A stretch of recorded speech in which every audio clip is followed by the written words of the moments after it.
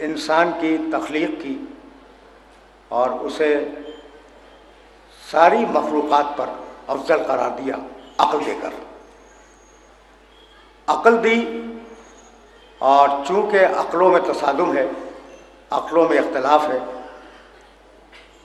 اور یہ اختلاف رفع نہیں ہو سکتا جب تک کہ کوئی عقلوں کو کنٹرول کرنے کے لیے نہ آئے. اس لیے عقلوں کی ہدایت کے لیے انبیاء و مرسلین کو بھیجا گیا. دیکھیے، اختلاف جو ہوتا ہے وہ انسان گھٹنے سے نہیں کرتا. عجیب بات عرض کرنے جا رہا ہوں میں. سینے سے اختلاف نہیں کرتا، اختلاف کرتا ہے عقل سے. سارا جھگڑا عقل کا ہے.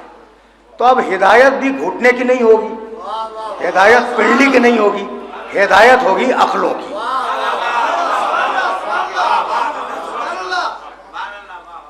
عقلوں کی ہدایت ہوگی نا. اچھا بھائی، آرام سے سننا بھائی، یہ مسلسل فکر ہے اور اسے کئی گھنٹوں پر محیط ہو جانا ہے، تو بڑے آرام سے سنتے رہنا. اچھا بھائی، تو اب یہ اتنی بات تو طے ہو گئی کہ ہدایت ہوگی عقلوں کی. گھٹنوں کی ہدایت نہیں ہے، کانوں کی ہدایت نہیں ہے، آنکھوں کی ہدایت نہیں ہے، عقل کی ہدایت ہے. یعنی کان اور آنکھ ہدایت کا وسیلہ ہے، ہدایت کو قبول کرنے کا وسیلہ ہے.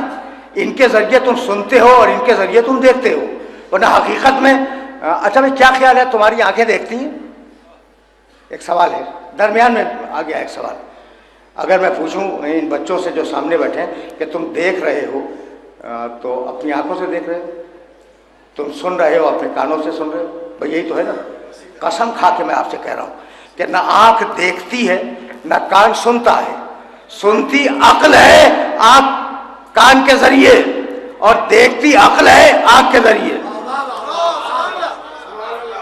یعنی یہ بات کچھ واضح ہوئی ہے میرے سننے والوں پر. یعنی کنٹرولنگ پاور عقل کے پاس ہے. کان آلہ ہے، سنتا نہیں ہے. آواز اس کے ذریعے عقل تک پہنچتی ہے، عقل اسے سنتی ہے. آنکھ آلہ ہے، ذریعہ ہے دیکھنے کا، ٹھیک ہے نا. آنکھ دیکھتی نہیں ہے، آنکھ پہنچاتی ہے عقل تک تصویر کو، اور عقل اسے دیکھ لیتی ہے. تو دیکھنا کام ہے عقل کا، سننا کام ہے عقل کا، سونگھنا کام ہے عقل کا.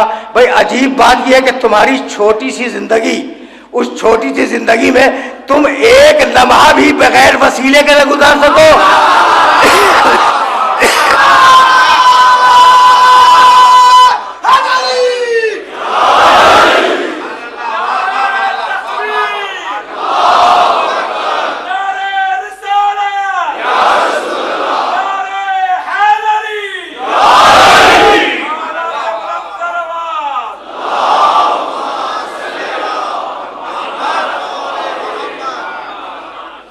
اچھا بھائی، اب ایک جملہ تو آف دا ریکارڈ بھی سنتے جاؤ.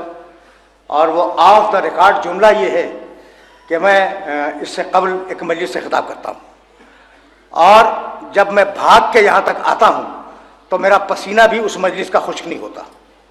سمجھ رہے ہو بات کو؟ اچھا، تو مجھے بھی کچھ مہلت تو چاہیے. تو آج میں 11:05 کے اوپر آ گیا، کل 11:15 سے خطاب کروں گا. یعنی یہ بات ذہن کے اندر محفوظ رہے کہ اب میرا ٹھیک وقت جو ہے وہ 11:15 بجے ہوگا. پوری کوشش کروں گا کہ تیزی کے ساتھ تمہاری خدمت میں حاضری دے دوں. اچھا بھائی، تو اب یہ آنکھ کیا ہے بھائی؟ وسیلہ ہے عقل کا. اچھا بھائی، کان کیا ہے؟ وسیلہ ہے عقل کا. تو تمہاری عقل، تمہارا جسم، پورا جسم ایک لمحے کے لیے بھی وسیلے کے بغیر زندہ نہیں رہ سکتا.